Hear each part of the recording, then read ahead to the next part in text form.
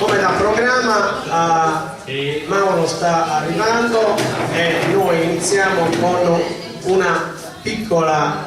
premessa introduttiva di questo incontro che sarà breve, conciso, perché non vogliamo fare assolutamente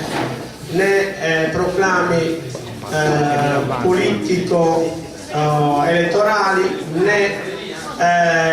tediare la gente perché deve andare a mangiare e ha voglia di sentire cose concrete. Quindi questo preludio intanto dai un po' di musica poco poco, voglio far sentire, tanto io ringrazio Maura e Marta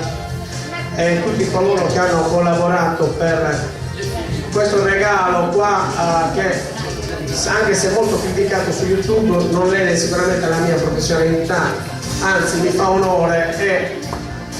dico benvengano i ragazzi che anziché spaccarsi le bottiglie in testa o fumarsi gli spinelli pensano a fare queste cose.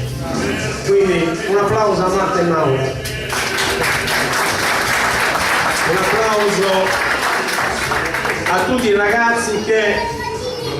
mi hanno aiutato, perché io soldi per pagare cene non ne ho, non ho soldi neanche per sicuramente andare a fare le grandi feste o pagare chi va in giro, quindi tutto quello che si vede in giro è frutto della bontà, della spontaneità degli amici, quindi amici che liberamente si offrono e si dedicano a questo progetto per la Sardegna.